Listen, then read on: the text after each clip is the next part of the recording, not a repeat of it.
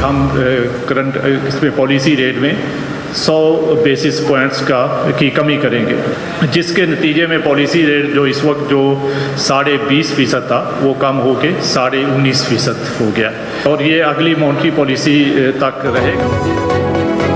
State bank का शरह सूद में 1% कमी का ऐलान। शरह सूद 19.5% पर आ गई। कराची में governor State Bank Jamil Ahmed की न्यूज कॉन्फ्रेंस। कहा महंगाई की शरह 38% से कम होकर 12.6% पर आ गई है। मुल्क की मईशत बेहतरी की जानिब गामजन है। महंगाई में बतदरीज कमी आ रही है। अब सितंबर 2024 में नई मॉनेटरी पॉलिसी का ऐलान किया जाएगा।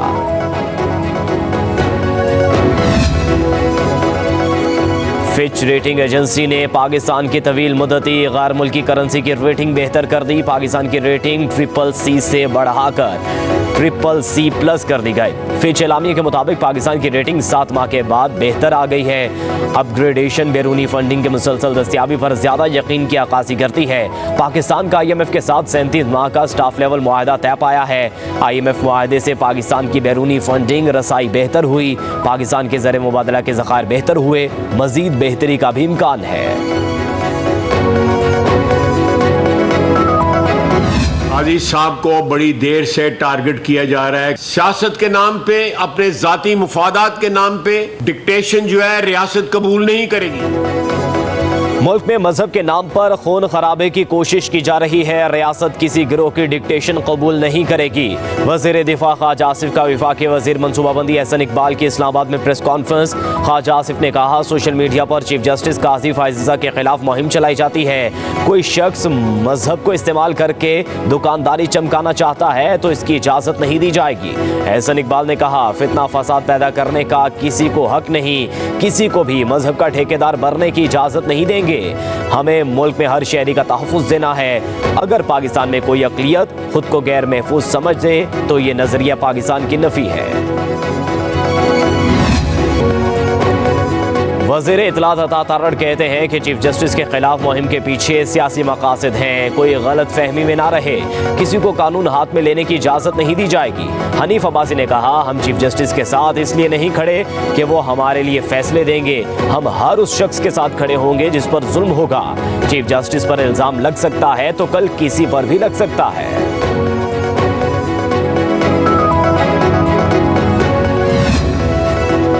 जमात इस्लामी का रावलपिंडी में एहतजाजी धरना जारी। एहतजाज का इदारा मुल्क भर में फैलाने का ऐलान। इस्लामाबाद समेत कराची, लाहौर, पेशावर और कोयटा में भी धरने होंगे। हाफिज नईमुर रहमान ने कहा, 52% IPP सरकारी मलकियत हैं तो इनके मुआहदे ख़त्म करने से हुकूमत को किसने रोका है। हुकूमत अगर स्टैंड ले तो इस गलत मुआहदों को ठीक कर सकती है। कौम से झूठ बोलने का सिलसिला बंद किया जाए। IPP से किए मुआहदे सामने लाए जाएं। बोले, कल मरी रोड पर ख़वातीन का बड़ा जलसा होगा। घर में बिजली नहीं होती तो औरत ही हालात को सबसे ज्यादा बर्दाश्त करती है।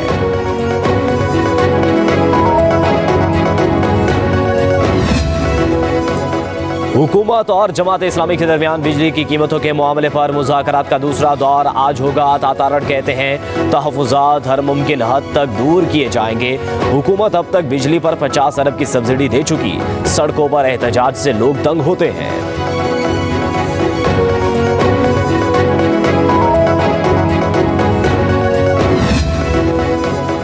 इस्लामाबाद इंतजामिया ने तहरीक इंसाफ को जलसे की इजाज़त देने की दरख्वास्त मुस्तरद कर दी। डिप्टी कमिश्नर इस्लामाबाद के मुताबिक शहर में 60 से ज़ायद सिफारत खाने और आलमी इदारों के दफातर हैं। सिफारतकार और गैर मुल्की मुख्तलिफ सेक्टर्स में रहते हैं। एहतजाज और रैलियों से गैर मुल्कियों की नकलो हरकत मुतासिर होगी। दूसरी जानिब PTI ने जलसे और एहतजाज की इजाज़त ना देने पर तौहीन अदालत की दरख्वास्त इस्लामाबाद हाई कोर्ट में दायर कर दी। अदालत ने ज़िला इंतजामिया और PTI को मुशावरत का हुक्म दिया था।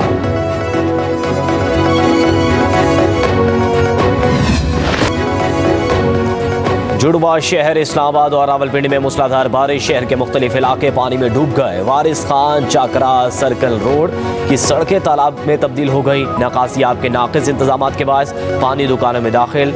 वासा रावलपिंडी की हैवी मशीनरी नशेबी इलाकों से पानी निकालने में मसरूफ। शहरियों को शदीद मुश्किलात का सामना। रावलपिंडी में मजमूई तौर पर 50 मिलीमीटर बारिश रिकॉर्ड की जा चुकी।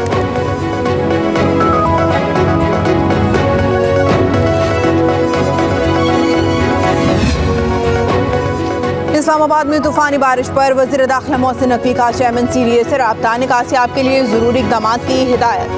फील्ड टीमों को मुतहरिक करने का हुक्म, मुतालिका ऑफिसर्स और अमला फील्ड में मौजूद रहे। नालों की निगरानी के लिए इजाफी अमला और मशीनरी लगाई जाए। बारिश से पैदा होने वाली सूरत हाल से निपटने के लिए तमाम वसाइल बरूएकार लाए जाएँ। मोहसिन नकवी ने कहा कि शाहराहों, नालों और आबी गुजरगाहों की मॉनिटरिंग यकीनी बनाई जाए। बारिश के दौरान शहरियों की मुश्किलात के अजाले के लिए कोई कसर न छोड़ी जाए। चेयरमैन CDA ने मोहसिन नकवी को निकासियाब के लिए किए गए इक़दाम से आगाह किया।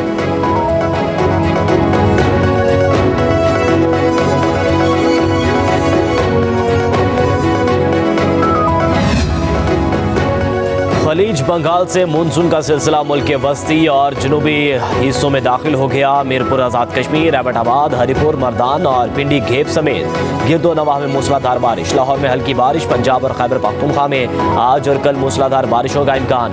बलूचिस्तान और आज़ाद कश्मीर में भी बादल जमकर बरसेंगे। कराची समेत सिंध के कई शहरों में 2 रोज तक मूसलाधार बारिश की पेशगोई। नशेबी इलाके ज़ेरे आब आने का खदशा।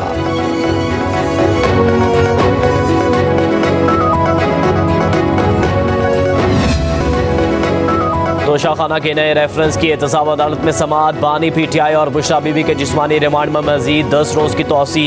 नैब टीम ने मुलजिमान से तफ्तीश की पेशरफ्त रिपोर्ट पेश की। मुलजिमान का 14 रोजा जिस्मानी रिमांड मांगा। दौरान समाअत प्रोसिक्यूटर जनरल नैब सरदार मुजफ्फर अब्बासी और बानी PTI के माबैन तल्ख जुमलों का तबादला। बानी ने नैब को ज़मीर फरोश कहा तो तलखी बढ़ गई। आप मुझे 30,000 रुपए में मुकम्मल डिनर और टी सेट राजा बाजार से खरीद कर दिखाएं। क्या मोहम्मद बिन सलमान ने आपको 30,000 मालियत का डिनर सेट और टी सेट तोहफे में दिया था? सरदार मुजफ्फर अब्बासी का बानी से सवाल। बानी ने सरदार मुजफ्फर अब्बासी से माजरत कर ली कि इसकी समाअत 8 अगस्त तक मुलतवी। इस्लामाबाद की इंसदाद दहशतगर्दी अदालत ने बानी PTI के तमाम केसेस में उनकी वीडियो लिंक से हाजिरी का हुक्म दे दिया। मुख्तलिफ केसेस में वीडियो लिंक के जरिए हाजिरी के मामले पर जज ताहिर अब्बास सिप्रा ने कहा कि अडियाला से रिपोर्ट आई, सिक्योरिटी मसाइल की बुनियाद पर पेश न करने का बताया गया। कहा वीडियो लिंक का हुक्म दिया जाए तो कहा जाता है कि वीडियो लिंक सिस्टम काम नहीं कर रहा। बानी PTI के तमाम केसेस में वीडियो लिंक हाजिरी का हुक्म दे रहा हूँ। देखते हैं कि अब वीडियो लिंक सिस्टम खराब होता है या नहीं।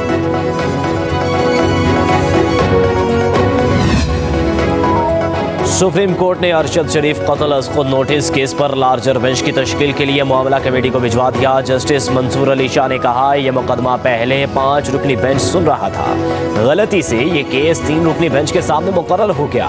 मामला अहम है, बेंच दोबारा तश्कील दिया जाएगा। अदालत ने मुकदमा 5 रुकनी बेंच के सामने मुकर्रर करने की फाइल 3 रुकनी जजिस कमेटी को भिजवा दी। केस की समाअत गैर मुअय्यना मुद्दत तक मुलतवी।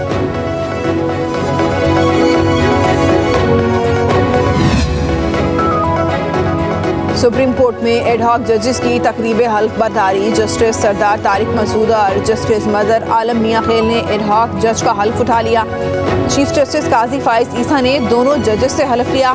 2 एडहॉक जजेस के हल्फ लेने के बाद सुप्रीम कोर्ट में जजेस की तादाद 19 हुई।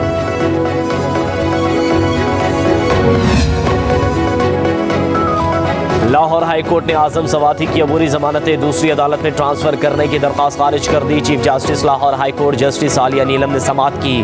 दरख्वास्त में मौक़िफ़ अपनाया गया कि ATC के जज खालिद अरशद ने अपना जहन वाज़े कर दिया। Chief justice Lahore high court ने कहा जज साहब पर इल्ज़ाम लगाने से पहले अपनी ग्राउंड बताएं, आप केस में शामिल तफ्तीश हो। आजम सवाती के वकील ने कहा कि हम बार बार शामिल तफ्तीश हो रहे हैं। अदालत से सदा है कि हमें तैयारी के लिए मजीद मोहलत दी जाए। जस्टिस आलिया नीलम ने रिमार्क्स दिए कि मजीद मोहलत नहीं मिल सकती।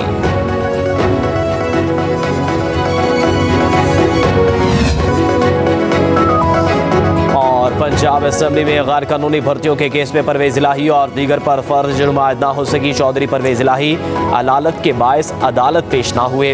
उनका मेडिकल सर्टिफिकेट पेश किया गया। रिपोर्ट के मुताबिक परवेज इलाही की पसली का फ्रैक्चर अभी ठीक नहीं हुआ। फ्रैक्चर की जगह इन्फेक्शन हो गया है। डॉक्टर्स ने परवेज इलाही को लंबा सफर करने से रोक रखा है।